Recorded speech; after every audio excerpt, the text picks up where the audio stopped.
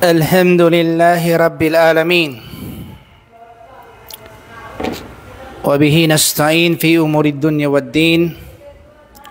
Wa usalli wa usallim ala nabiyil amin Muhammad ibn Abdullah salawatullahi wassalamu alayhi wa ala alihi wa ala ashabihi wa ala man tamassaka bi sunnatihi ila yaumiddin.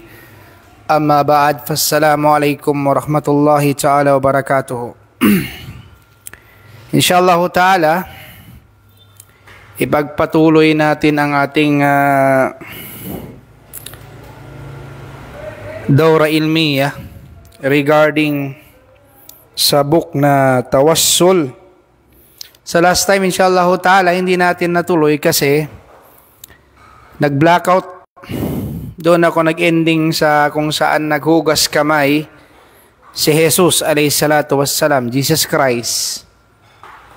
At tulad ng sinabi ko, i-review natin konti lang. Ang kaum ni Noah, sila yung sumasamba sa wala pang itsura, biduni sura. So dahil sa mga awliya na yon, yung tinatawag natin na friends of Allah Ta'ala, awliya. So hanggang sa dinilod sila ng syaitan na si Iblis from remembering their death, tapos nagja na sila or man sila or nagbibigay na sila ng degree. O Allah, we ask you by the degree of Wad or by manzila of Wad o ganito. Hanggang sa umabot sila sa punto ng tinatawag natin dito, binigyan nila na ng surah, picture, tapos hanggang sa umabot sa idolatry. So pagdating ni Prophet Noah, 4 na yung idolatry. Ganon din kay Abraham, natakil ko na sa inyo, inshallah ta'ala. Ngayon, inshallah ta'ala, ang akala ng mga tao, itong sinasamba nila ay yung anghel. Kaya ang anghel dito, maghuhugas kamay sa sinabi ng Allah ta'ala sa Suratul Saba. Kung hindi ko nakalimutan, chapter 34, verse 42 to 41. So dito sinabi ng Allah Ta'ala, وَيَوْمَ يَحْشُرُهُمْ جَمِيعًا ثُمَّ يَقُولُ لِلْمَلَائِكَتِهِ أَهَؤُلَاءِ إِيَّاكُمْ كَانُوا يَعْبُدُونَ. Iipunin ng Allah Subhanahu wa Ta'ala ang mga anghel sa Yawm al-Qiyamah dahil ang Allah Ta'ala magkakaroon doon sa Yawm al-Qiyamah ng adala. Adala means justice. Lahat tatanungin ng Allah Subhanahu wa Ta'ala. Dito, inipon ng Allah Ta'ala mga tao at nandun ang mga anghel at sinabi ng Allah Ta'ala, itong mga tao na to, kayo ang sinasamba. Totoo ba to? So, kayo ba ang sinasamba ng mga tao na to? Kasi ito yung clinic-claim nila, sinasamba nila ang mga anghel. Pagkus ang sagot ng mga anghel, Qalu subhanaka anta waliyuna min dunihim bal kanu ya'buduna al-jinna wa aktharuhum bihim mu'minun. O sabi ng mga anghel, Ya Allah, subhanaka, glory be to you. Ya Allah, anta waliyuna, ikaw ang aming wali, ikaw ang aming helpers, ikaw ang aming Diyos. Min dunihim, liban sa kanila, ang ginagawa nila, Ya Allah, kano ya'budunal jinna, pero sila, Ya Allah, ang ginagawa nila, instead ikaw gawin nila helper o Diyos, ang sinasamba nila ay yung mga yaon jin. Aktharuhum bihim mu'minun. Karamihan sa kanila naniniwala sa mga jin na shayatin. So yun ang paghuhugas kamay ng mga anghel. Kasi sinabi dito ni Shaykhul Islam Ibn Taymiyyah, wal malaikatu la tu'inuhum ala syirki wala fi mahya wala fi mamati wala yardawna bidhalik walakin asyayatin qad tu'inuhum wa tatasawwaru lahum fi siwari adamiyin. Sinabi dito ng Sheikh, ang mga anghel, hindi sila tumutulong sa anong gawain na paggawa ng shirk sa Allah. Maliwanag yan. Ang anghel, never tumutulong sa gawain shirk sa Allah subhanahu wa ta'ala. Ibig sabihin ng shirk, mga kapatid, yung paggawa ng katambal sa Allah, never yan gawain ng mga anghel na tutulong sa ganyan. Okay? Hindi yan ginagawa ng mga anghel. La fi mahya, hindi dito sa buhay na to. Wala fi mamat, hindi din sa kamatayan, hindi gagawin yun ng anghel. Wala yaradaw na bidalik, at hindi rin napiplis ang mga anghel sa gawain na ganon. Dahil walang anghel, walang propeta ang mapiplis gagawin kakatambal sa Allah. Kahit nga simple na tao lang, righteous person, hindi ka mapiplis gagawan ka ng katambal sa Allah subhanahu wa ta'ala. Hindi ka mapiplis. Kahit isang bariman ka lang, tinitingin mo lang sarili mo, napakaliit lang ng faith ko. For example, sasabihin siya ng babae, alam mo, maghihijab ako, magninikab ako para sa iyo. Hindi para sa Allah, pero para sa iyo. Ano sasabihin ng lalaking believer? Ya Allah, ipalayo mo sa akin tong babae na to. Bakit? Hindi siya nakakabuti. Bakit? Paano naman makakabuting isang babae sa isang believer na ginawa niya ng katambal ang Allah Ta'ala dahil sa lalaki nag-ibada siya? Dahil sa lalaki nagnikab siya, dahil sa lalaki naghijab siya. Hindi lillahi subhanahu wa ta'ala. Hindi para sa Allah Ta'ala. Walang ikhlas, walang sincerity. Kung ang simple na tao lang hindi natutuwa sa ganun, gawan ka ng katambal, gagawin ka katambal sa Allah. Ganun din ang lalo na hindi natutuwa ang mga anghel, o propeta, o messenger, o awliya, friends ng Allah, ang gagawin sila katambal sa Allah subhanahu wa ta'ala. Sinabi dito, walakin na shayatina kadtuinuhum, ang tumutulong sa kanila para gumawa ng shirk ay ang syaitan, the devils. Wa tatasawwaru lahum fi siwari adamiyin, at ang syaitan ang nagpapamuka na parang muka ng tao. Pag sinabing adamiyin, basyariya, tao na offspring of Adam, ginagamit ang itsura ng tao kasi may kakayanan ng syaitan gumamit ng itsura ng tao. So nakita nyo, kaya sinabi ko sa inyo, naghugas kamay dito ang anghel, ganun din ang gagawin ni Jesus sa kabilang buhay. Actually, may full lecture ko dito, nandito rin sa page, yung ano, ang title niyan, ano ang sasabihin ni Jesus pagdating sa Yawm al-Qiyamah. Nandito sa page na to, ni-lecture ko, based sa Bible. So ganun din, kaya nga sabi ko sa inyo, ang mga denominal, mga ibang sekta sa religion maliban sa Islam, nahihirapan sila, paano nila explain ang sinabi ni Jesus? Yung sa Gospel of St. Matthew chapter 23 verse 7. Sabi ni Jesus Christ, many will come to me on that day. Lord, did we not prophesy in thy name? In thy name cast out devils. In thy name we do many mighty works. Sabi niya, sa pangalan mo, gumagawa kami ng mirakulo. Sa pangalan mo, gumagawa kami ng good deeds. In your name, Jesus Christ. Anong sabi ni Jesus? In my name? Yes, Lord, in your name. Ang sagot ni Jesus Christ sa kanila, get out from me, you workers of iniquity. Umalis kayo sa akin, gumagawa ng masasama. Bakit? In the name of Jesus Christ. Bakit? Hindi naman kasi yun ang mission ni Jesus eh. Hindi yun ang mission ni Jesus, pumunta dito para gawin sa katambal sa Allah. Walang mission ng mga prophet pumunta dito para gawin katambal sa Allah subhanahu wa ta'ala. So, ang sagot niyan, masasagot natin, based sa ating Islamic point of view, yun mismo sa Suratul Ma'idah. Yung sa ending ng Suratul Ma'idah. Sasabihin ng Allah ta'ala on the day of judgment, sabi niya,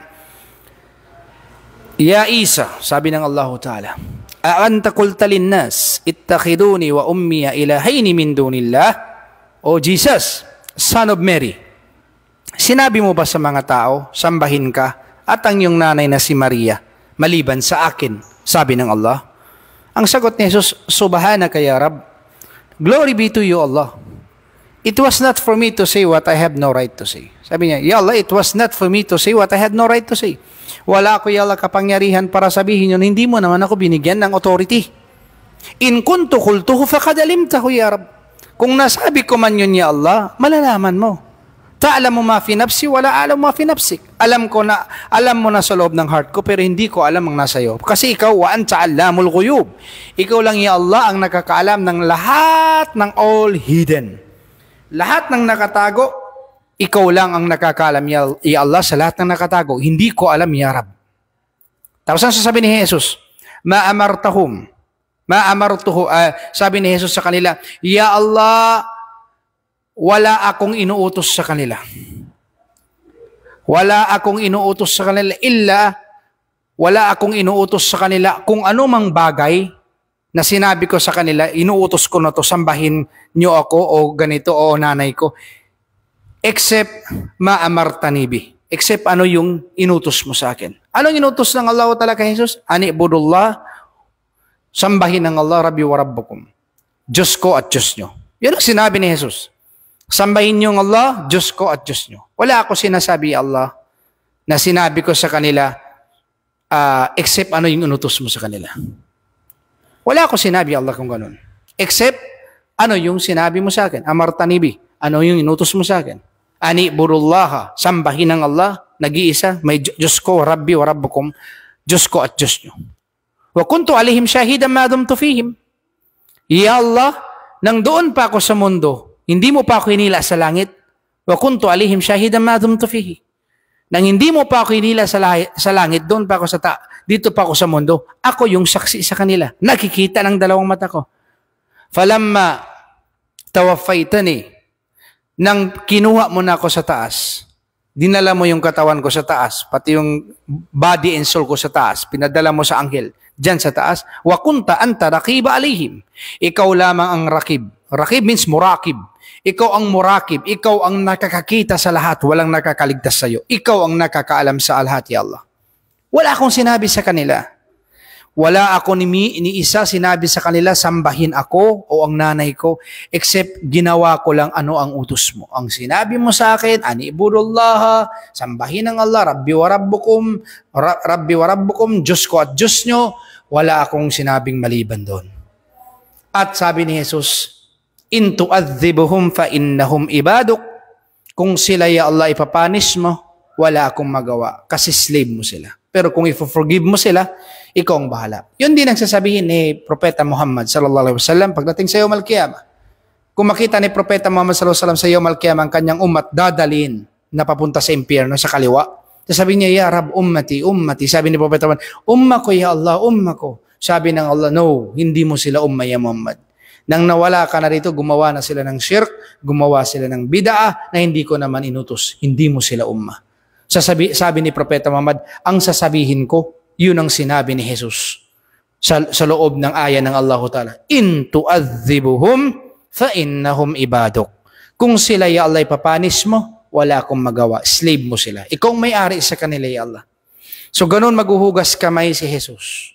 Kaya nga pagdating sa Yawm al-Qiyamah, ang fina-follow ng mga non-Muslim, they follow the cross, not Jesus Christ. Take the cross and follow it. Sabi nga ni Paul, take the cross and follow it. So ang pina-follow nila cross, not Jesus Christ. Yun mga kapatid sa Islam. So hugas kamay si Jesus, mababasa niyan, tignan niyo lang sa Suratul Ma'idah. Yun ang sinabi ni Jesus, kung saan siya magtatabarro, baraa, maghuhugas kamay, inosente siya sa mga ganon, kiniklaim na siya ay Diyos. Kaya walang kasalanan si Jesus. Never inutos ni Jesus na siya ay Diyos. Wala ka matatagpuan sa Biblia. Ngayon, inshallah subhanahu wa ta'ala, ipagpatuloy natin. Dito sinabi ng Sheikh, walakin na shayatina kad tu'inuhum wa tatasawwaru lahum fi siwaril adamin. Ang syaitan ang tumutulong sa kanila kung saan pinapagawa sa kanilang gumawa ng mga itsura ng tao at yun ang ginagawa nila. Fayarawnahum bi'ayunihim at nakikita ng kanilang mata yung ginagawa nilang sculpture, yung mga idolatry na ginagawa nila. Wayakulu ahaduhum at sinasabi ng sa kanila doon sa kanila, ana Ibrahim, ako si Abraham. Akala nila si Prophet Abraham nakikita nila. Ana Ibrahim, ana Masihu, ana Muhammad, ana Khidir, ana Abu Bakar, wa ana Umar, wa ana Uthman, wa ana Ali, ana Sheikh Fulan, ako yung Sheikh na Fulan. Lahat yung nagpapanggap yatamathalu bi suratil ins, ang syaitan. Kaya sabi ko sa inyo, di ba, pag-aralan natin ang syaitan kung paano siya mangdilud.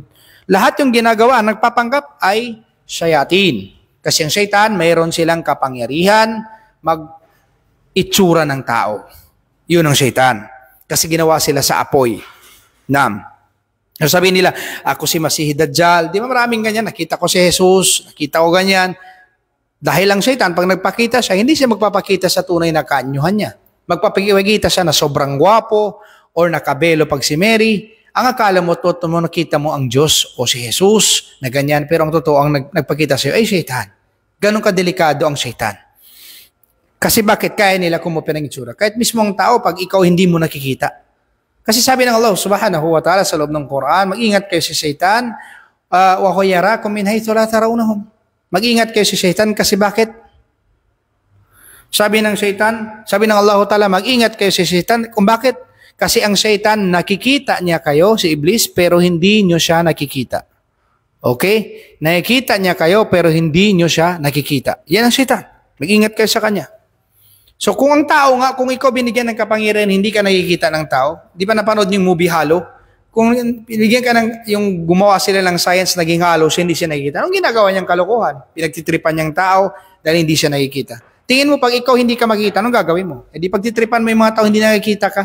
Yung pipitikin mo, kukutsain mo, hindi alam kasi hindi ka nakikita. Ganon din ang Shaitan. Hindi sila nakikita pero nakikita nila tayo. So anong panlaban natin sa kanila? Itong Quran at saka ahadith ng Propeta Muhammad sallallahu alaihi wasallam. By doing that, pag study tayo ng ganon, nakikita natin sila kahit hindi nakikita ng mata.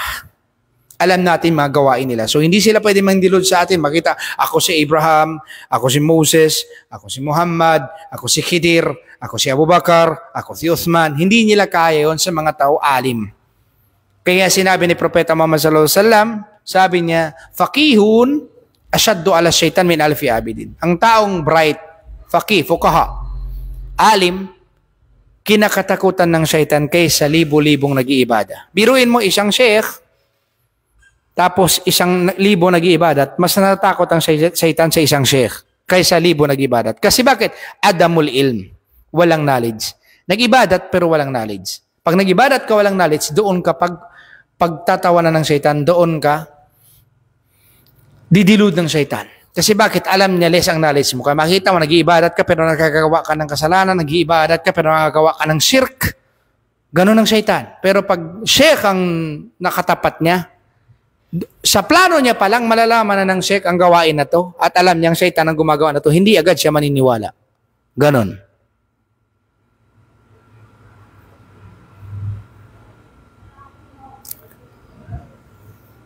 So, ganon.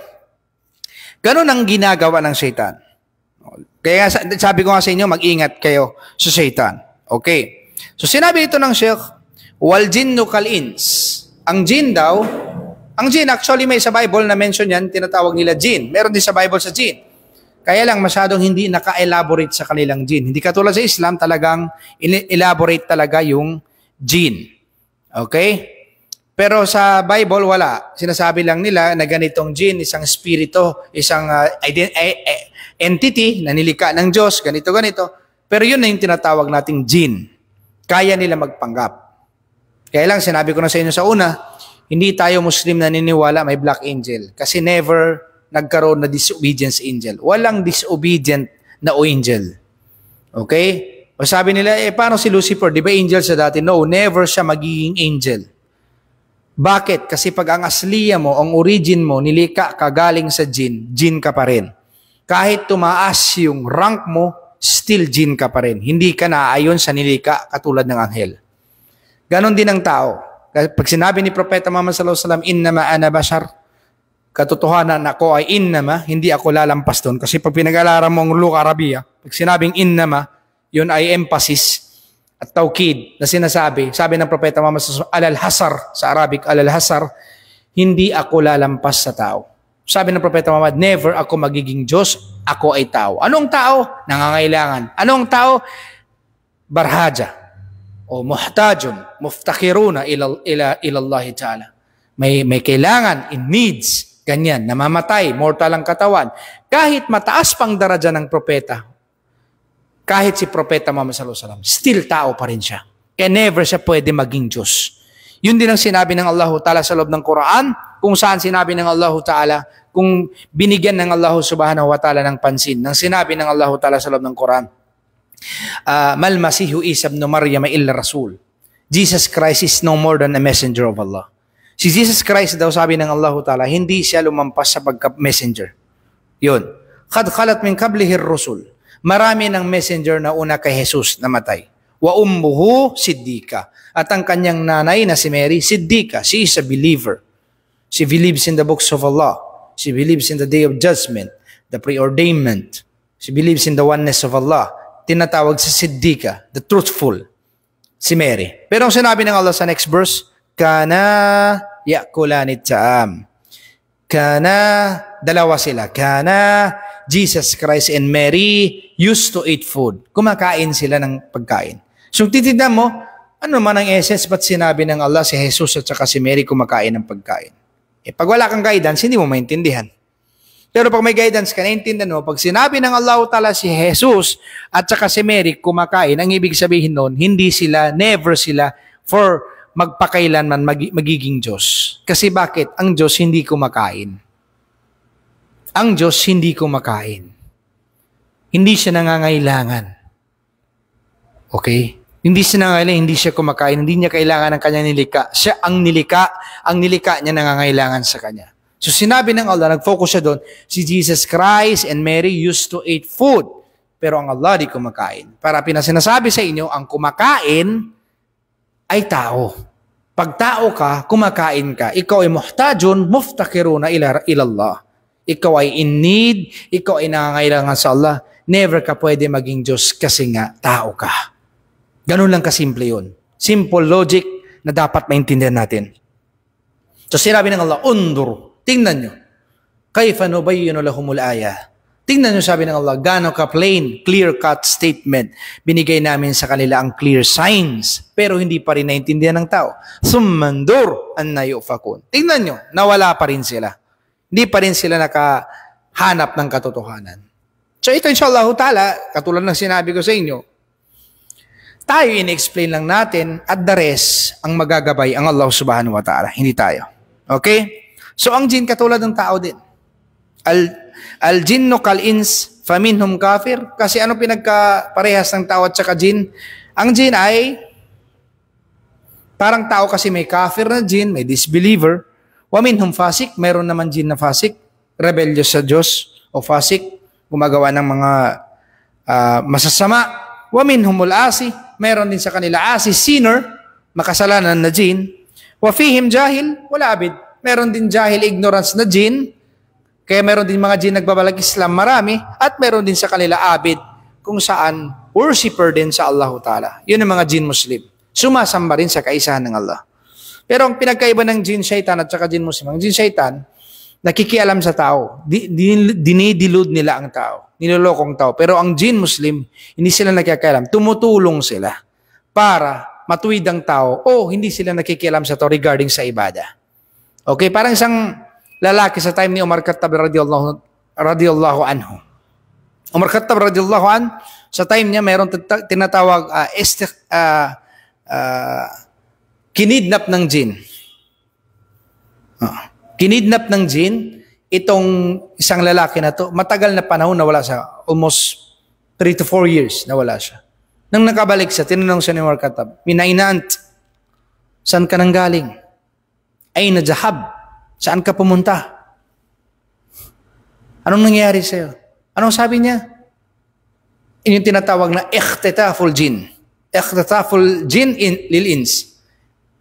Ikhtataful jinno al-ins. Ito yung tinatawag ikhtataful jinn al-ins. Ito yung tinatawag na kinidnap ng jinn ang mga tao. Di ba sabi yung bata pa tayo, sinasabihan tayo na huwag ka maglaro paggabi kasi mayroon yan kukuk sa tausog. Parang may mga babae na witchcraft na ganyan, na kikidnapin ka pag naglalaro ka. Yes, bisisyon yun ang sinabi ng Propeta Muhammad sallallahu alaihi wasallam, pag parating ng gabi, itago nyo ni mga bata sa loob ng bahay kasi pakalat-kalat ng mga syaitan.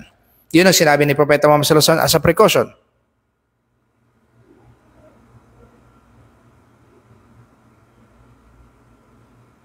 So, yun ang sinasabi natin. Ngayon, tinanong siya ni Umar Khattab, anong nangyari? Ba't nawala ka? Ilang taon ka nawala? Ang sinabi niya, kinidnap ako ng jinn. So nawala sa taon. Ilang taon? Sabi ni Umar Khattab, paano ka nakabalik? Sabi niya, naggera, tinulungan ako ng jinn Muslim, naggera ang jinn Muslim, at jin kafir at nanalo ang jin Muslim at nakabalik ako, pinabalik ako. So mayroong mga jin Muslim. Pero hindi sila nakikialam sa ibada ng tao. Bagkus tumutulong ang mga jin Muslim. Okay? Pero mga jin shaitan, sila yung nangdidilud. Maliwanag yan. Okay? Faminhum, mag-ingat tayo, meron pa mga jin ginagawa. Faminhum may man yuhibbu shaykhan. Meron mga jin naman, gustong-gusto nila yatamathalu bi surati shaykh. Gustong-gusto nila magpanggap ang itsura nila parang sheikh. Kasi pag sheikh ka, ang itsura mo, pananamit, mahabang bigote, ganyan, makakadilud ka ng tao. Naisip mo, yun ay aulia, yun ay friends ng Allah, nagpapakita ganyan. Kaya nang tinanong si Ibn Taymiyyah, sabi niya, Sheikh, paano naman natin malalaman kung nagpakita sa atin, shaitan o aulia? Kasi possible naman magpakita sa atin ang anghel, di ba? Sa mga propeta. Nagpakita naman ang anghel kasi propeta sila or messenger. Paano naman nasabi natin kung aulia yun o galing sa Allah o shaitan? Sabi ni Sheikhul Islam Ibn Taymiyyah, napakasimpleng sagot niya. Sinabi niya, ang mga anghel at aulia, la tu'inukum ala ma'asillah. Napakaliwanag. Ang aulia at saka ang angel, hindi kanila tutulungan magmaksiyat sa Allah. Gagawa ng disobedience sa Allah. Pero ang shaitan gumagawa. In what way? For example, kung mayroon sa harap mo dalawa, nagpapanggap siya ay nakakagawa ng miracles. Kasi dito tayo minsan nadidulod sa miracles. Kaya di ba sinabi ni Jesus sa Bible, many will arise, false prophet and false Christ, they will show you great signs and wonder. So maski Satan nakakagawa ng signs and wonders. Even Dajjal, ibang topic yun. Pagdating niya sa kabilang, before the end of days, yung one eye, marami siyang miracles i-perform. Meron kasinungalingan, meron totoo. Pero ang believer, pag nakita yung miracles noon at sinabi ni Propeta Muhammad, hindi naman siya yung Allah, nagkiklaim siya, sino siya? Siya ang Allah. Okay? Eh, sinabi ng Propeta Muhammad sallallahu alaihi wasallam, one of the signs of Dajjal, siya ay yung isang kabilang mata niya bulag at siya ay one eye, ang Allah Ta'ala hindi one eye. So ganoon ang Dajjal. Pero kiklaim siya yung Allah. At maraming tao sasamba sa kanya. Pag hindi ka sumama sa kanya, hindi mahuhulog ang ulan. Pag sumama ka sa kanya, binigyan siya ng Allah Ta'ala ng kapangyarihan to test the believer. Hindi mahulog ang ulan pag ayaw mo sumama sa kanya. Hindi mahulog ang ulan, mamatay mga bungang kahoy, ganyan-ganyan. So ang pagkain ng mga believer that time, la ilaha illallah, la ilaha illallah, walang ibang Diyos kundi Allah. Napakahirap ng tribulation sa araw na yun. Pero yung mga maniniwala sa kanila mangyayari, yun, mahulog sa kanilang ulan, bubungang-bungang kahoy, pero bagsak sila. Pagdating sa kabilang buhay, papunta sila sa impyerno. Kaya sinabi ni Propeta Muhammad sallallahu alaihi wasallam, si Dajjal, meron siyang dala-dala, yung sa kabilang kamay niya may apoy, yung sa kabila may tubig. Pag napunta ka sa apoy, papunta ka sa Jannah. Pag napunta ka sa tubig, papunta ka sa impyerno. Kasi opposite. Okay. So, ang shaitan ganon. Nagpapanggap sila ganon na sheikh para idilud ang tao. Oo. Ganon yun. Kasi, mapapaliwan. Sinabi ni Sheikhul Islam Ibn Taymiyyah, ang mga aulia at saka mga angel, ang mga anghel, hindi katutulungan nila. La tu'inukum ala ma'asillah. Di ka nila tutulungan magmaksiyat sa Allah. Naliwanag. Pero, ang shaitan, tutulungan ka magmaksiyat sa Allah. At alam, gusto nila, mamatay tayo na gumagawa ng katambal sa Allah subhanahu wa ta'ala. Nakatulad na sinabi ko sa iyo, meron sa harap mo dalawa. Yung isa, dalawa, nagbibigay sila ng miracles. Let's say, they perform miracles. Tapos yung isa, sinabi niya, this miracles is mine. This is my miracles and this is my power. So follow me, I am God. Napakita sa iyo, may miracles. Sabi niya, I am God, this is my miracles, I am God. I claim to be God. Ako yung God. Okay. Yung isa naman, sabi mo, anong miracles mo? Sabi niya, these miracles is from God. God sent me to perform these miracles. I ask God. He is the most powerful. Sa dalawa na yon, pag believer ka, sino yung tama? Saan doon yung aulia malapit sa Allah? Saan doon ang friends ng Allah? Saan doon ang propeta? Eh di yung isa. Kung saan nag-perform ng miracles at inattribute yung miracles sa God. Ang God, galing sa Kanya to. Hindi yung sinabi niya, ako yung miracles, akong gumagawa, bibigyan kita ng knowledge ganito, sambahin mo ako. Yun, mag-ingat ka. Na-test ka na. It is from Shaitan. Kung makikita mo si Jesus, basahin niyo sa Biblia, first binuhay niya sino? Si Lazarus, di ba? The Gospel of St. John, sa Juan. Ang sinabi ni Jesus, ang binuhay niya, bumulong ba siya? Hindi. Nilakasan niyang boses. Ba't niya kailangan lakasan ng boses? Para marinig ng mga tao, anong sasabihin niya sa Diyos at nagre-request siya sa Diyos. Hindi siya nire-reject ng Diyos. Ang sinabi niya, Diyos ko, kaya ko nilakasan ng boses ko, hinihiling ko ganito, para marinig nila lahat, sabi ni Jesus, para marinig nila lahat na ako ay pinadala mo sa katotohanan. At lahat ng hihingin ko sa ibibigay mo, na pinadala mo sa katotohanan. So yun, pwede yung bulungin na si Jesus kasi Diyos siya. Pag sinabing Diyos ka ba? Kung sabi mo, Jesus, buhay mo to. Sabi ni Jesus, anong gusto mo? Buhay na, ngayon pa lang. Hindi mo pa sinasabi, buhay na. Pero bakit? Ang tanong, pag may binubuhay si Jesus, saan ba siya humingi? Humihingi siya sa Allah. O aking Diyos, o aking Ama. Sabi niya nga, I came my own self, do nothing. I came my own self, do nothing. Wala eh. Ang lahat ang galing sa Allah subhanahu wa ta'ala. So ganun. Yun ang sinasabi ko parati, pag malalim ng kaalaman natin, hindi tayo kaidilod ng Satan. So Satan minsan nagpiperform ng sheikh, nagdidress ng sheikh, at saan to karamihan nangyayari? Saan? Karamihan nangyayari to sa yakunu dhalik fi barriya wa makanul kafar. Makanul kafar. Nangyayari to sa mga desert o sa Ghaba. Pag dito sa ating Ghaba, sa mga jungle o pag sa desert tinatawag sa Bayda o Sahara. Desert, barren land. Bariya. Doon nag-happen. Kaya napakaliwanag ng sinabi ng Propeta Muhammad sallallahu alaihi wasallam sa hadith, man sakana al-badiya jafa. Man sakana al-badiya jafa. Sabi ng Propeta Muhammad, sino ang titira sa gubat at walang taamul, walang sila, walang ittisal, walang connection sa mga tao at sa knowledge, siya ay magiging harden ng heart niya at madali siya idilud. Kasi bakit? Pag lesser ang knowledge mo, less ang communication mo sa tao, lalo na sa mga sheikh o sa mga alim na tunay at saka sa pag-aaral, pwede kay dilud ng Satan. Kaya karamihan nag-happen yung mga ganitong pangdidilud ng Satan. Nagpapanggap na sheikh, nagpapanggap na tao, nagpapanggap na anghel, nagpapanggap na angel, nagpapanggap na prophets, nagpapanggap na messenger. Karamihan nangyayari sa gubat at sa mga disyerto. Ang disyerto kasi is pag dito sa atin, gubat na. Doon nag-happen. So yun ang ginagawa nila. Minsan ginagawa ng Satan, fayut'imu dhalik shakhsa ta'aman. May mga time pinapakain pang tao. Magulat ka sa iyo, buksan mo. Nandiyan ang pagkain. Miracles. O papakainin ka. Wayaskihi syaraba. Papainumin ka ng tubig. Gulat ka na lang, may tubig na. Ganyan. Di ba? Aw yadhullu ala tariq. At tuturuan ka sa daan. Ditong daan. Ditong tamang daan. Ganyan. Aw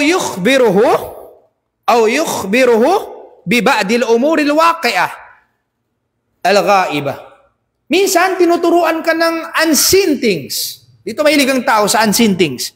Minsan, tinuturuan ka ng unseen things na feeling mo, pag pinag-aralan mo to, alam mo na yung nakakatago. Alam mo na sa'yo, parang nakashaf.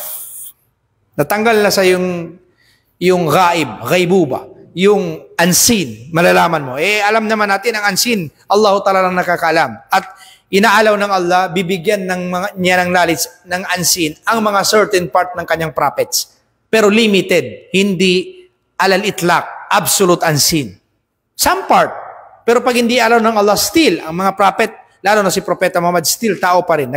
Nakakalimot siya minsan niloloko siya ng kalaban, pinapatay ang sahabat na hindi niya alam, minsan nahulog siya sa uhod, pinasugatan ng bibig niya, yung rubaiya niya dito, at nasugatan yung shoulder niya, at hindi niya yung alam ang sin. Pero pag ano yung sinabi ng Allah Ta'ala na ansin, yun ang alam ni Propeta Muhammad sallallahu alaihi wasallam. Pero ang hindi na-reveal ng Allah Ta'ala through grave bell, hindi na yun alam ng Propeta Muhammad sallallahu alaihi wasallam. Yun ang napakaliwanag.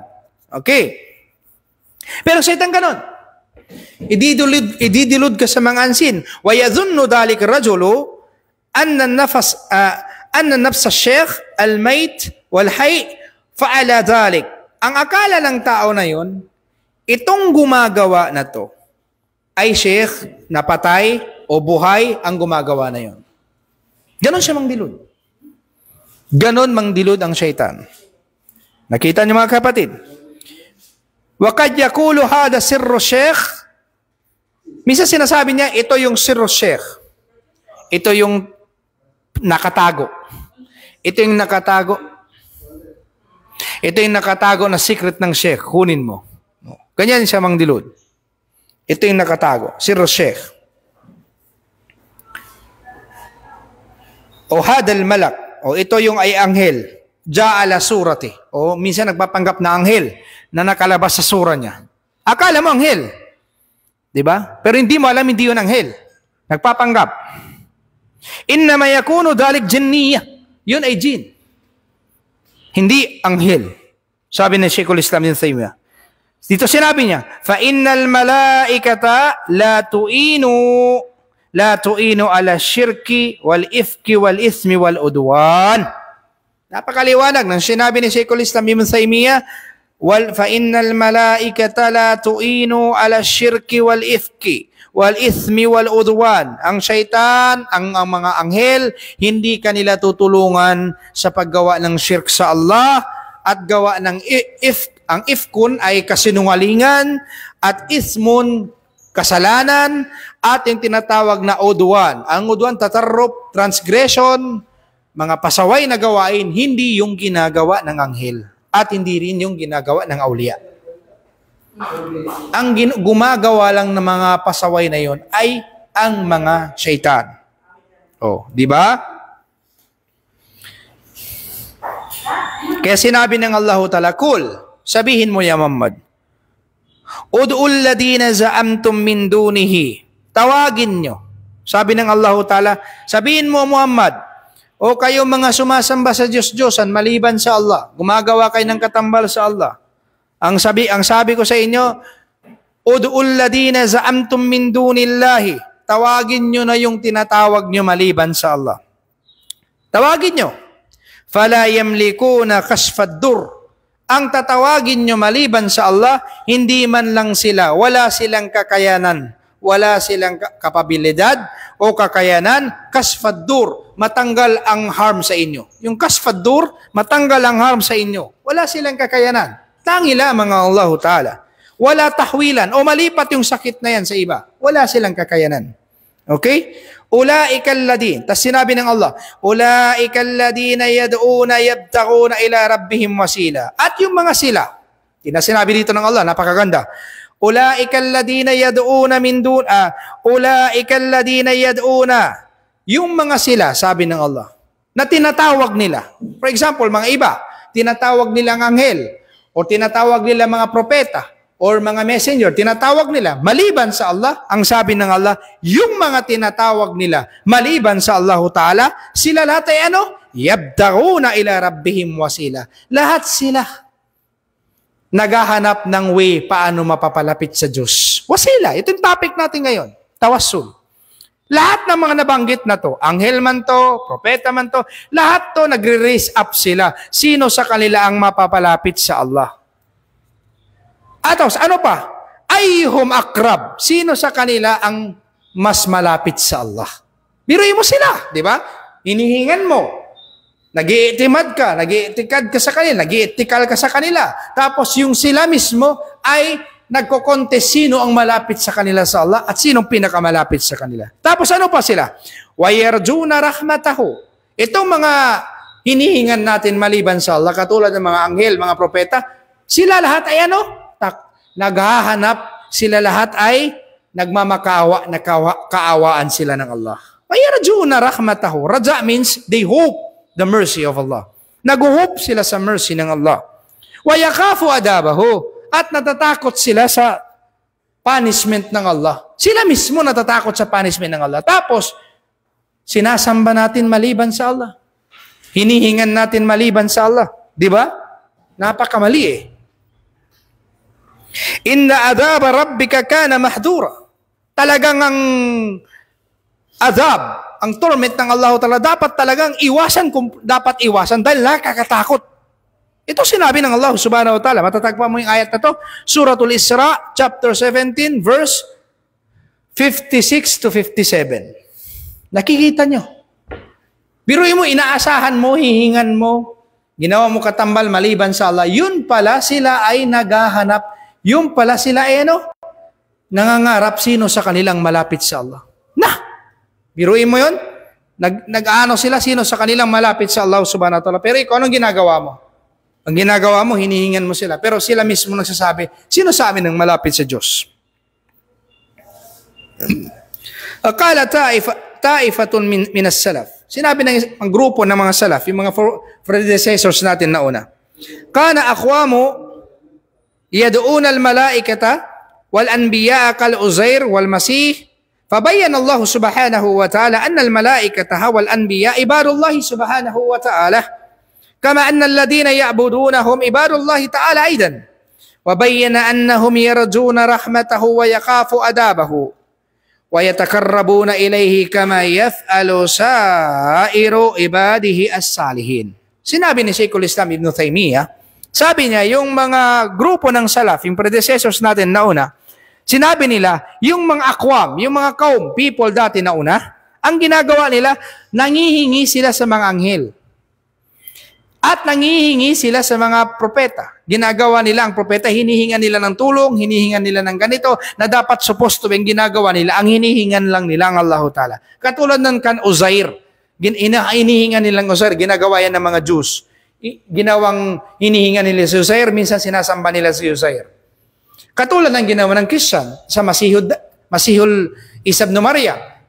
Masih means Christ. In Arabic, Masihun means Christ. From the word Masah, to rub. Masihu means appointed one, anointed one. From the word Masaha. Masaha means to rub, to wipe. So appointed by God. Masihu, Jesus Christ. Fabayan Allah Ta'ala anna al-malaikata wal anbiya ibadullah. Pinaliwanag ng Allah Ta'ala dito sa Quran na ang mga anghel at ang mga propeta ay slave lamang ng Allah. Kaya in-explain ko sa inyo, tatlong klase ang tinatawag na ubudiyya. Ano ibig sabihin ng ubudiyya? Yung slavery, bondage. Tayo lahat ubudiyya. Yun ang tawag sa ibad, ubudiyya. Pag sinabi mong ubudiyya na bahagi ito sa tatlo, tinatawag, sabi ni Sheikh Ustaymin sa kitab niya, Qaulul Mufid ala Kitab at-Tauhid, ang ubudiyya na bahagi sa tatlo. Ubudiyatul am, ubudiyatul khas, wa ubudiyatul khasatul khasa. Khasatul khasa. Yung ubudiyatul am, slavery, bondage, lahat tayo slave ng Allah. Sinabi ng Allah sa loob ng Quran, lahat tayo darating doon sa Allah as a slave. Whether ako, non-Muslim, Muslim, lahat tayo slave ng Allah. Wala dito kung di slave ng Allah. Lahat, in general, lahat tayo slave daw. We are the slave of the Creator. Whether what is in heaven, what is in earth, we are the slave of Allah. Lahat tayo. Darating tayo doon as a slave kay Allah. Darating tayo sa kabilang ayat, sinabi ng Allah, as abdan, slave. Yung pangalawang criteria ng ubudiyya, tinatawag na ubudiyatul khasa. Meron slave ng Allah, pinili ng Allah. Katulad ng awliya, they are still slave ng Allah, pero pinili sila ng Allah. They are chosen. They are believers, they are saint, kung sasabihin natin, chosen by Allah subhanahu wa ta'ala. Kasi mga awliya, tinatawag itong mga saint. They are saint, chosen by God Almighty, Allah subhanahu wa ta'ala. They are chosen, but still, tao pa rin sila. Pero kasama sila sa pangalawang kriteria, pinili sila. Sino pinakasikat sa lahat na pinili sa pinili? Khasatul khasa. Ito na yung ubudiyya, khasatul khasa. Pinili sa pinili. Ito na yung mga propeta. Ang mga prophets at messenger, sila ay pinili sa pinili. The best sila. Pero never sila nakalabas sa katauhan na sila ay tao. Tao pa rin sila. Kaya never, hindi tayo pwede mag-ibada sa kanila o mangingin ng tulong sa kanila o sambahin sila kasi hindi sila Diyos, tao pa rin sila. But they are chosen by God. They are chosen by Allah. Iyon ang ibig sabihin ng ubudiyya khasatul khasa. Naintindihan nyo na. So lahat tayo ay ubudiyya. We are slave, we are in bondage. Slave of Allah subhanahu wa ta'ala. Okay. Wal musyrikuna min haula'i kad yaquluna inna nastasfi'u bihim. Ang ginagawa ng mga musyrikuna sa time ni Propeta Muhammad sallallahu alaihi wasallam, anong ginagawa nila? Pag humihingin, alam mo yung mga musyrik, ang kasalanan nila dati, humihingi rin sila sa mga libingan. Yung mga Quraysh, musyrik, humihingi sila sa libingan. Sa mga patay, pag tinanong mo sila, sino ang Diyos nyo? Allah. Sino lumikha sa langit at sa lupa? Allah. Katulad ni isang daraja ng isang sahabat na hindi siya sahabat kasi hindi niya naabutan nag-message mayroon ng risala pinadala kay Propeta Muhammad sallallahu alaihi wasallam, Zaid bin Amr bin Tufail. Ang pangalan niya Zaid bin Amr bin Tufail. Ito si Zaid bin Amr bin Tufail. Yung anak niya si Zaid kasama sa 10 mapupunta sa Jannah. Mubashsharuna bil Jannah. Yung 10 promise ng paradise sa mga sahabat. Kasama yung anak na doon. Itong si Zaid bin Amr bin Tufail, diyan na si Propeta Muhammad sallallahu alaihi wasallam sa Makkah. Si Propeta Muhammad hindi siya nag-indulge sa idolatry. Minsan pinagalitan niya pa si Zaid, don't touch the idolatry. Wag mong i-touch yan kasi malaking kasalanan yan. So si Propeta Muhammad sallallahu alaihi wasallam at the age of 40 nag-start ang revelation ni-reveal sa kanya. Before that, only dreams ang binibigay sa kanya ng Allah Ta'ala signs at ang ginagawa niya nagtatahanot ang Propeta Muhammad sallallahu alaihi wasallam o nag-i-itikaf siya, pupunta, nagsisiklud siya doon sa Hira o sa Mount ng Hira or malayo doon sa Makkah para makalayo siya sa mga idolatry kung saan anong ginagawa with 365 God doon sa Makkah. Pero tingnan mo to si Zaid bin Amr bin Tufail. Well, hindi pa nag-start ang pagka-propeta ni Propeta Muhammad kasi nag-start ang revelation sa kanya the age of 40. One time, Zaid bin Amr bin Tufail, inoferan ng mga Quraysh yung inalay nila pagkain galing kay Hubal, kay Lat, kay Uzza. Pinakain siya. Una in-offer kay Propeta Muhammad, dinecline ni Propeta Muhammad, hindi niya kinain. Tapos binigay kay Zaid bin Amr bin Tufail. Anong sinabi ni Zaid bin Amr bin Tufail? Bago ko bigay niyo sa akin, kung kakainin ko mayan, tatanungin ko kayo. Sabi niya, ano yun? Sino ang lumika sa kambing na yan at saka lumika sa camel na yan? Sagot ng Quraysh, Allah. Allah ang lumika. Sabi ni Zaid bin Amr bin Tufail, sino ang nagpadala ng ulan galing sa langit at tumubo yung mga bungang kahoy para makakain yung kambing at sa mga camel na yan? Ang sagot ng Quraysh, Allah! Allah ang nagpadala ng ulan galing sa langit. So sabi ni Zaid bin Tufail, bakit nyo inaalay maliban sa Allah? Ba't nyo yan inaalay maliban sa Allah? Ba't nyo inaalay kay Hubal, kay Lat, kay Uzza? Hindi naman sa Allah, hindi yan ang lumika. So sabi ni Zaid bin Amr bin Tufail, pasensya kayo, hindi ako kakain. Yan ay hindi mabuting gawain. Ganon si Zaid bin Amr bin Tufail. Kaya nang tinanong ng anak niya, Ya Rasulullah, ang aking tatay, hindi niya naabutan ng risala. Hindi niya naabutan ng pagkapropeta mo. Anong mangyayari sa kanya sa kabilang buhay? Sabi ng Propeta Muhammad, good news sa'yo, Zaid, ang tatay mo, nag-iisa lang siya, pero gagawin siya ng Allah na nasyon. Nation siya. Kasi that time sa Zaid bin Amr bin Tufail, ito mga Quraysh, meron na sila mga adat, tradition, kung saan pag pinanganak mong babae, malas. Nilibing nilang babae buhay kasi malas. So ginagawa ni Zaid bin Amr bin Tufail, pinupuntahan niya mga tao na yon. So huwag niyo ilibing ang mga anak niyo babae, kawawa. Hindi ang gawain mabuti. Gusto niyo, akin na lang ang anak niyo babae, papalakihin ko. Pag nagdalaga na at gusto niyang kunin niyo, pero wag niyo patayin kasi hindi tama ang ginagawa niyo. Pinapatay niyo pag nagkakanak kayo ng babae kasi sabi niyo malas. Yun ang day of Jahiliyyah. Ignorance.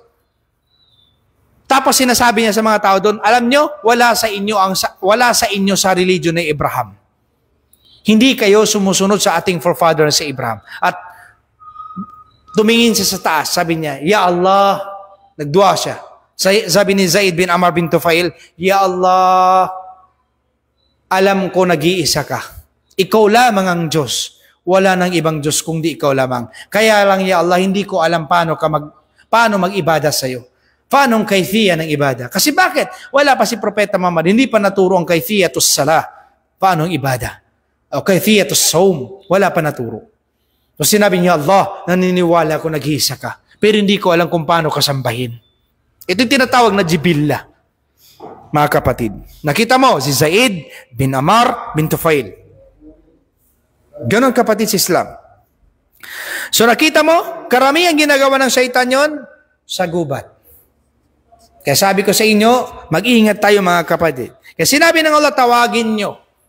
Tawagin nyo ang kiniklaim nyo, maliban sa Allah Ta'ala, fala yamlikuna kasfad durri ankum, wala tahwilan, wala silang kapangyarihan para tanggalin ang harm sa inyo, at wala rin silang kapangyarihan ilipat ang harm na yan galing sa inyo papunta sa iba. Sabi ng Allah, bagkus yung lahat ng hinihingan nyo, kung anghel man yan, o propeta man yan, o maliban sa Allah anuman yan, sila lahat ay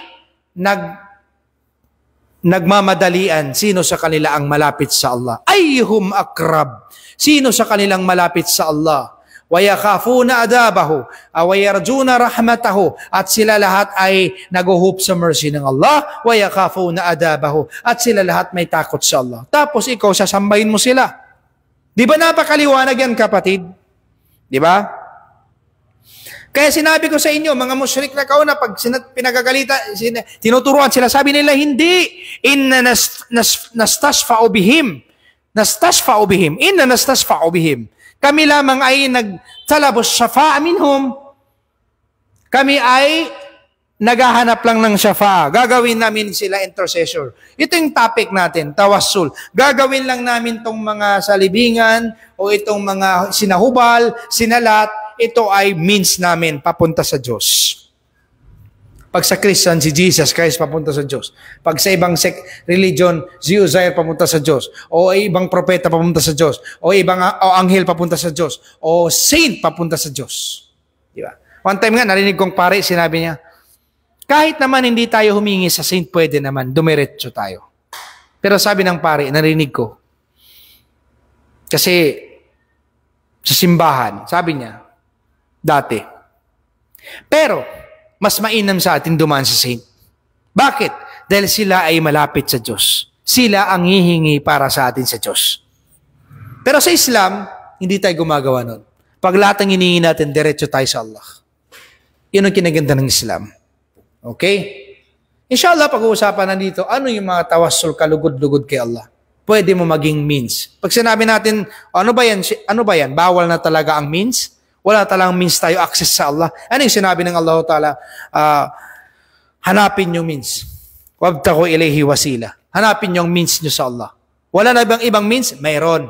Nabanggit dito sa book na to, mayroon mga means na inalaw ng Sharia papunta sa Allah. Pero yung tinutukoy natin dito ngayon, yung mga means na to, yung manghihingi ka sa tao, lalo na sa patay, anghel man yan, o propeta man yan, aulia man yan, lahat to ay mabibilang na shirk. Lalo na pag nag-iitikad ka na sila ay makaka-benefit, sila ay makaka-harm, at hindi kasama ang Allah, at wala nang kasama doon ng Allah, sila nakaka-harm, yun ay shirk akbar. Nakakatakot.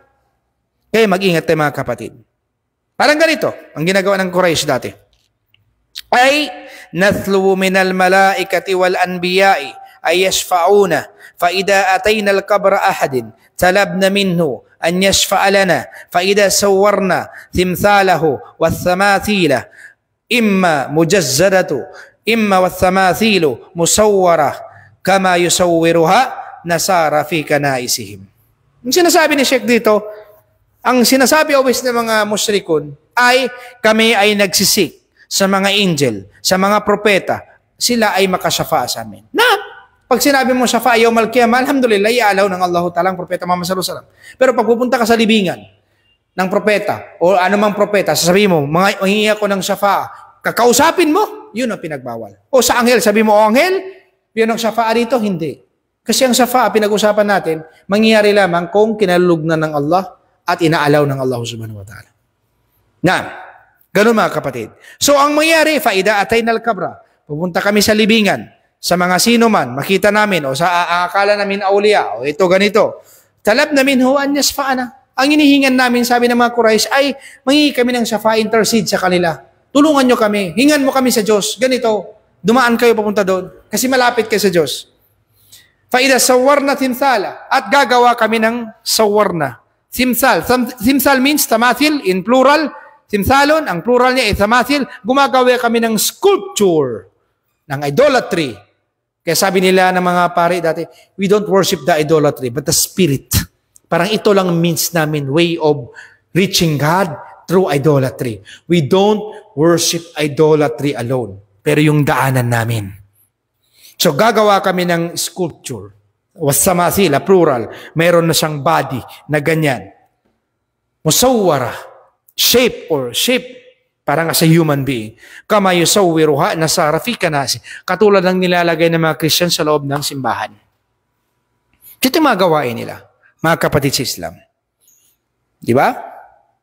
Qalu, ang sabi nila, فَمَقْصُودُنَا بِهَذِهِ السَّمَاثِلِ tadhakkaru ashabaha. Tadhakkaru ashaba wa siyarahum. Wa nahnu nuqatibu hadhihi as-samatil wa maqsuduna khitaba ashaba. Ang sabi nila, fa maqsuduna bihadhihi as-samatil tadhakkaru. Tadhakkaru. Ang reason namin kaya lumalapit kami sa mga statue na to, sa mga idolatry na to, ay tadhakkaru fakat. To remember. Remembrance. Daanan lamang. Yan ang sinasabi nila. Ashaba. Daanan namin dahil sa ganito. Kung sasabihin nila, wasiyarahum. I-remember namin yung dinaanan nila, yung mga ganito, tarika nila. Okay. Wa nahnu nuqatibu hadhihi as-samatil. Kinakausap namin sila, ina-address namin yung mga statue na to, yung mga idolatry na to. Ang reason namin dito ay maksuduna khitab al-ashaba. Kakausapin namin sila para maging daan sila papunta sa Diyos. Yun ang reason nila. Di ba? Yun ang reason nila parati. Okay? Liyashfa'u lana ila Allah. Para sila maging intercessor namin, para sila maging intercessor namin papunta sa Allah. Yun ang reason namin. Para maging intercessor sila sa amin papunta sa Allah subhanahu wa ta'ala. Kaya yung sinasabi ng iba, fayaqulu ahaduhum. Meron sa kanila nagsasabi, ya sayyidi fulan. O may master fulan. Ganyan, may mga tao ganyan. Ya sayyidi ya Jarjus. Ya sayyidi Jarjus. Ya George. Jarjus means George. George, ganyan. Ya Batras. Butrus. Parang patriarchs na ano nila. Butrus. Ya Butrus, ganyan. Ya Sitti Hanuta Maryam. Sitti Hanuta. Ang tawag nila kay Mary, Sitti Hanuna. Sitti Hanuna means the compassionate. Na maawain, Mary, hingan mo kami. Sitti Hanuna. Sitti Hanuna. Maryam. Ya Sayyidi Khalil. Khalil, intimate friend of Allah. Musa, ibnu Imran. Moses, son of Imran. Ghayrihim. Ghayra dalik. Iba sa kanila. Anong sasabihin nila? Istaghfirli ila rabbik. Hingan mo kami ng kapatawaran sa Diyos mo. Ito yung tinatawag na tawassul. Hindi inaalaw ng Islam. Ito yung tawassul, hindi inaalaw ng Islam. Istaghfirli ila rabbik. Wa qad yuqatibuna al-mayyita indal kabri. Meron sa iba, kinakausap din sa libingan. Sa libingan. Diba? Kaya tayo sa Islam, magbabawal tayo sa mga ibang kapatid natin, huwag kausapin ang patay sa libingan. Bagkos, hingan ng kapatawaran sa Allah. Pagdating mo sa libingan, alalahanin mong kamatayan, yung mahal mo sa buhay na matay, at alalahanin mong kamatayan, ikaw ay susunod din, at inshallah subhanahu wa ta'ala, lahat tayo susunod din. Tapos, pagdating natin sa libingan, harap tayo sa kibla, tapos natin sabihin, Salamu alaikum ya ahlad diyar, o salam sa inyo, peace be upon you, o dwellers of the grave, ahlad diyar, yaghfirullahu lana walakum, may Allahu Ta'ala forgive you and us. Wa antum salafuna, wa nahnu bil athar. Nauna na kayo, susunod kami. Wa nahnu lahikun, kami ay susunod. Tapos, pagdating mo sa grave ng tatay mo o nanay mo, sino man kamag-anak mo, Muslim, haharap ka sa kibla. Hindi haharapan mong grave, pero haharap ka sa kibla at dudua ka. Allahumma magfir ummi. Allahumma magfir dunuba ummi. Allahumma magfir dunuba abi. O Allah, kaawaan mo, patawarin mong kasalanan ng aking tatay o ang aking nanay. Warhamhu, warhamha. Kaawaan mo siya. Have mercy on her. Have mercy on him. Ganon. Lahat ng mga prayer maano mo, kung hindi ka marunong mag-Arabic o Tagalog mo, Ya Allah, kawaan mo ang aking tatay, ang aking nanay, tanggapin mo ang kanyang ibada nang nabubuhay pa siya, Ya Allah, maawa ka sa kanya, Ya Allah. O Ya Allah, pag namatay ako, isama mo kami kasamang tatay ko at nanay ko sa mga the best companion, highest companion, ang mga propeta at ang mga malalapit sa iyo. Ya Allah, the highest paradise, the highest paradise. Yan ang mga prayer. Hihingan mo ng kapatawaran. Hindi mo hihingan ng tulong. Pagdating mo, Nay, Tay, nandito ko ngayon, mag-i-exam ako. Pwede ba tulungan mo ako? Kasi gusto ko makapasa. Tulungan mo ako. Hindi ganon. Hindi yung gawain. Muslim man o hindi Muslim, hindi yung gawain. At hindi yung kanais-nais. At hindi yung pagmamahal sa mga taong namatay ang gawain na ganon. So yun ang ginagawa nila. Kaya pinagbawal yun. Di ba? Salillaha lana an yansurana ala aduwina. Mayroong iba, buta sa libingan. Salillahi lana. Ya Allah, bigyan mo kami ng tulong, bigyan mo kami ng victory over kalaban namin dito sa libingan. O ikaw propeta, bigyan mo kami ng tulong sa aming libingan, bigyan mo kami ng tulong sa kalaban namin. O kaya humingi ka sa Allah na tulungan kami. Biruin mo, humingi ka sa Allah na tulungan kami para kontra sa aming kalaban. Hindi yun nagawa. At never yun ginawa ng mga sahabat. Sarillahu an yaksifa anna hadihi shidda. O hingin mo sa Allah, matanggal na tong pagsubok na to. Hingin mo sa Allah, o ikaw awliya, o ikaw propeta, o ikaw ganito. Hingin mo sa Allah, matanggal na to. Walang ganun. Remember mo si Mary in the Quran? Nang lumabas sa kanya in front of her si Gabriel in a form of napakagwapong lalaki. Pero si Mary, righteous woman. Nakita niya napakagwapo, undescribable gwapo na angel sa harap niya. Siya ay Mary. Siya ay si Mary na babae na Virgin Mary. Adra'un. Maiden. Virgin Mary. Ang sinabi niya, nakita niya sa harap niya, matakot ka sa Allah. Babae ako, lalaki ka. Huwag ka dito, matakot ka sa Allah. Nung sabi ni angel, no Mary, ako ay Diyos galing, ako ay messenger galing sa Diyos mo. Bibigyan ka ng good news, magkakaroon ko ng anak na bata. Biruin mo sinong karap ni Mary that time? Sino? Gabriel. Pwede sabihin ni Mary, Gabriel, pakisabi naman sa Diyos, paano ko magkakaroon ng anak, wala naman ako asawa. Nandun na anghel na Pwede sasabihin ng anghel sa Allah. Pero sinabi ni Mary, kaharap si Gabriel, sabi niya, Rabb, aking Diyos, anna yakunu li waladun walam yamsasni bashar. O aking Diyos Allah, paano ako magkakaroon ng anak, wala naman ako asawa. Wala akong asawa. Walam yamsasni bashar. Nakita mo, kaharap na si Gabriel, hindi siya nagsabi, Gabriel, pakihingi naman sa Diyos to, pakitanong, paano ako magkakaroon ng anak, wala naman ako asawa. Pero instead sa dumaan kay Gabriel, dumayrik si Mary sa Allah, Rabb, anna yakunu li waladun walam yamsasni bashar. O aking Diyos, paano ako magkakaroon ng anak, wala naman akong asawa. Ano? So yun ang sinabi ng Allah Ta'ala. O yung iba, kinakausap na yukhatibuna al-hayy wa huwa ghaibun kama yukhatibuna law kana hadir hayya. Mayroon iba, pinagbawal din. Kakausapin nila ang tao buhay, pero wala siya dyan present. Hindi rin pwede yun. Kaya ang tinatawag natin dito, pwede ka manghingi ng tinatawag na tulong, pwede manghingi ka ng tulong in two conditions. Pag siya ay hadir, nandyan siya, at siya kakadir. Dalawa. Pag nahingi ka ng tulong sa tao, katulad ng, hindi na pa pwede tayo humingi ng tulong sa iba? Pwede. For example, sasabihin ko, o kapatid, akin na yung baso, painumin mo na pa ng tubig. Tulong yun. Istikata yun. Tulong. Ganito. O kapatid, tulungan mo ako ba ganito? Pwede. Two conditions. Pwede ka manghili doon. Siya ay present at siya ay able. Hadirun wa qadirun. Qadir wal hadir. So siya ay present at siya din ay capable. Kahit naman ako dito, kung hihingan mo ako, kapatid, tulungan mo ako, hindi kita matulong, wala akong pera. Maybe, nandito ako, pero ano naman ako? Absence naman ang ako sa mga kailangan mo. Nandito lang ako. So pero, di lang yun, ang Islam pinagbawalan, hihingi ka kahit hindi patay, buhay, pero wala siya dyan. Lalo na pagpatay, wala dyan, hihingi ka. Pinagbawal yun, kapatid. Okay? So yun yung mga ginagawa nila. Okay.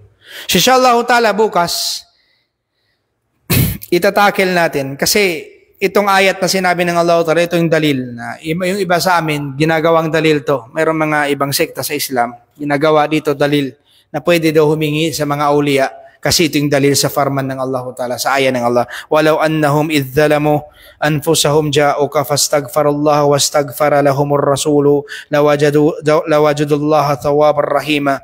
Ito mahanap sa Suratul Nisa, ayat 64. Actually, yung ayat na to, hindi siya pwede ipagdalil. Kasi bakit? Ang sinabi ng Allah Ta'ala dito, kasi meron isa, lumapit doon sa libingan ng Propeta Muhammad sallallahu alaihi wasallam at nangingi siya, pinagbawalan siya ng Sheikh. Hindi ganyan. Huwag ka manghihingi kay Propeta Muhammad kasi hindi nagawa ng sahabat, ng tabiin, ng atpatabiin ang manghihingi sa libingan ng Propeta Muhammad sallallahu alaihi wasallam sa oras nang wala na si Propeta Muhammad at namatay na. So sabi niya, ano yung ayat sinabi ng Allah? Walau annahum izzalamu. Kung ang nangyari sa kanila, ya Muhammad, sila ay gumawa, they wrong themselves, nirong nilang sarili nila, at lumapit sila sa iyo, at nangingi sila ng kapatawaran sa Allah, at nangingi kapatawaran sa Allah para sa kanila, matatagpuan mo yung Allah, mapatawarin, mahabagin, maawain. Sabi niya, di ba, dito? Kung sila ay Muhammad, lumapit sa kanila. Kung sila ay Muhammad, lumapit sa iyo, at nangingi ng kapatawaran sa Allah, at nangingi ng kapatawaran ka, nag-request sila sa iyo, manghingi ka ng kapatawaran sa Allah, papatawarin sila ng Allah. Sabi niya, ganun yun to. Sabi ng Sheikh, hindi. Ang ayat na yan, ni-reveal ng Allah Ta'ala sa mga munafik. Kaya nga ang context dito, idh dhalamu. Hindi idha dhalamu. Dharful madi. Ibig sabihin, past tense. Kasi ang pinag-usapan dito, hindi siya al-mudari, in the present, o mustaqbal, in the presence. Or tinatawag natin in the future tense. Pero ang sinabi dito, idh dhalamu. Kung ang ginawa ng munafik, ito yung closest tafsir niya rito, kung sila, yung mga munafik, ang ginawa nila, izzalamu, sa time na yon, na nakagawa sila ng kasalanan, na wrong nilang sarili nila, ja'uka, at nilapitan kanila, ya Muhammad, naniwala sila sa Allah at sa iyo, na propeta ka ng Allah, fastagfarullah, at nangingi ng kapatawaran sa Allah, wastagfara lahumur rasulu, at ang propeta Muhammad nangingi ng kapatawaran sa kanila, makikita nila, papatawarin sila ng Allah. Kasi ang sinabi dito, sa time ni propeta Muhammad, yung gawain ng mga munafik. Pero hindi pinag-uusapan dito sa ayat, hindi sinabi ng Allah, idha dhalamu. Pag sinabi niya, idha dhalamu, pwede ka mangingi kay propeta Muhammad kasi kahit sa libingan pa siya. Kahit patay siya kasi papasok siya sa istikbal, mustakbal, present tense, or future tense. Pero pinag-usapan ito doon sa dati. Yun ang pinag-usapan. Sasabihin ng iba, di ba ang mujahidin buhay? Sinabi ng Allah Ta'ala, wala tahsabanna alladhina qutila fi sabilillah amwat bal ahya.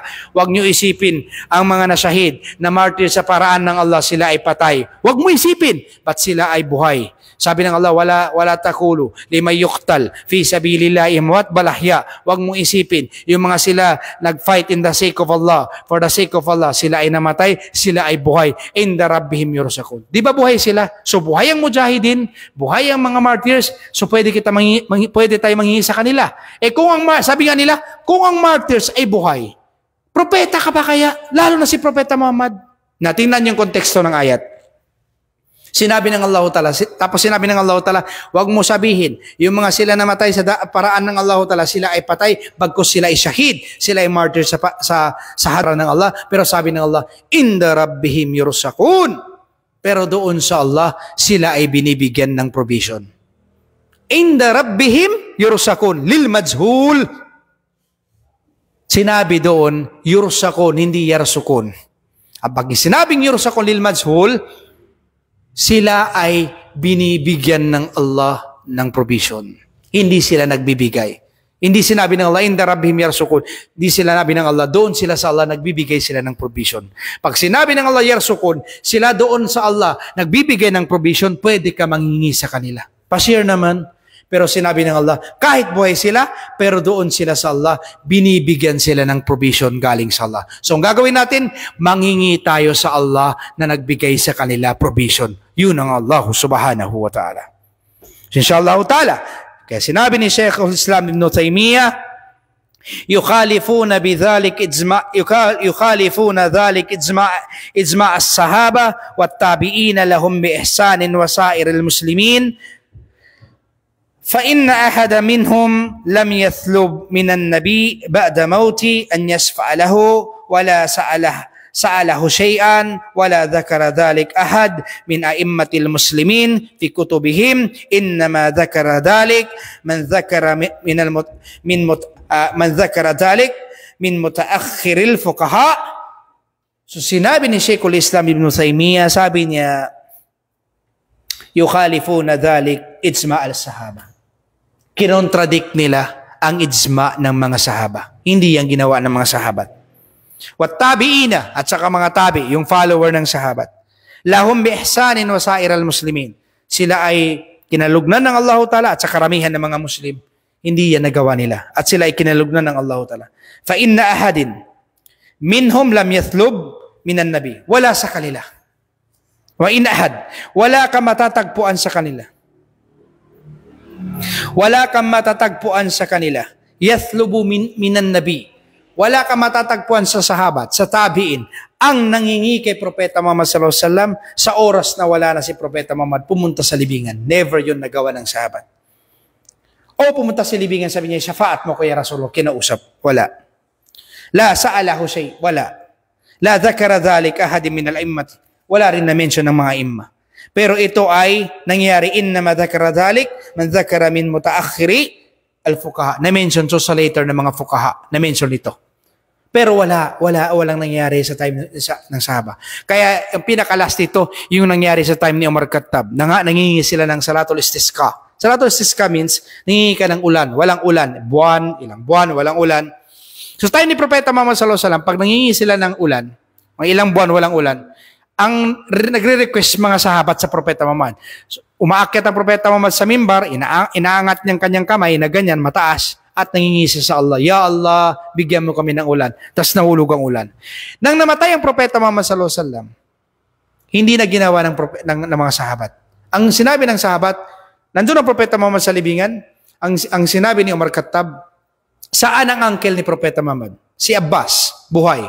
So sabi niya, nandito. O Abbas, uncle ni Propeta Muhammad, ikaw ang mag-lead ng prayer ng Salatul Istisqa. Hingan mo kami sa Allah. Tapos sinabi ni Umar, Ya Allah, sa time buhay pa ang Propeta Muhammad sallallahu alaihi wasallam, siya ang naghihingi para sa amin ng Salatul Istisqa. Hingi kami ng ulan, sa'yo, daan Propeta Muhammad sallallahu alaihi wasallam, at pinapahulog mo sa amin ng ulan.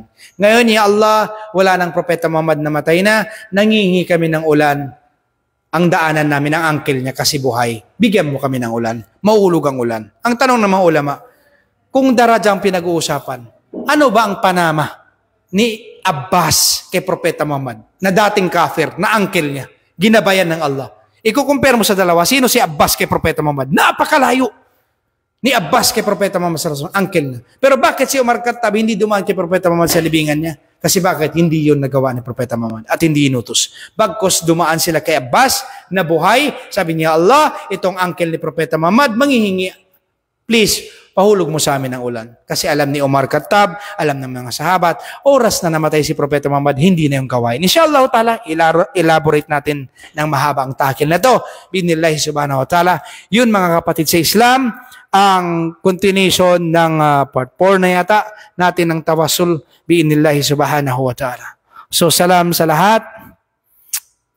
Babasa tayo ng konti ng mga comments dito. Mashallah, jazakallah khairan. Alhamdulillah, amin wa iyakum jami'a. Salamat sa dua kapatid. Nawala yung signal mo bro. Kanina nawala, meron naman yata signal eh. Amin, may tanong ka lang, Pastor, ano po ba ang pangalan ni Jesus? Ang pangalan ni Jesus talaga tunay niya ay Isa.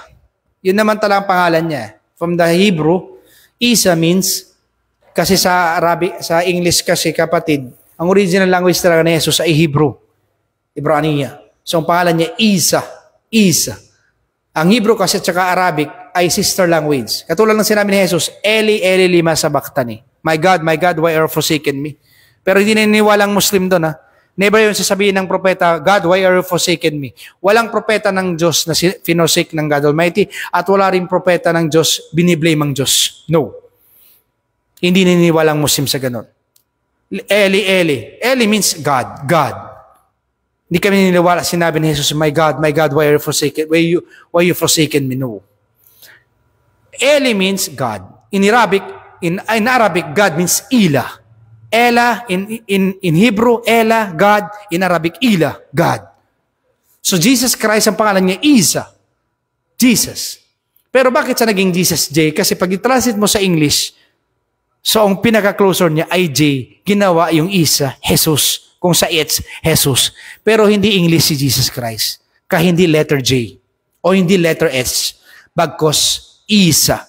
Yun ang tunay na pangalan ni Jesus Christ. Isa ibn Maryam. Jesus, the son of Mary. Inshallah ta'ala. Salam. Assalamualaikum. Assalamualaikum watching from Quezon City.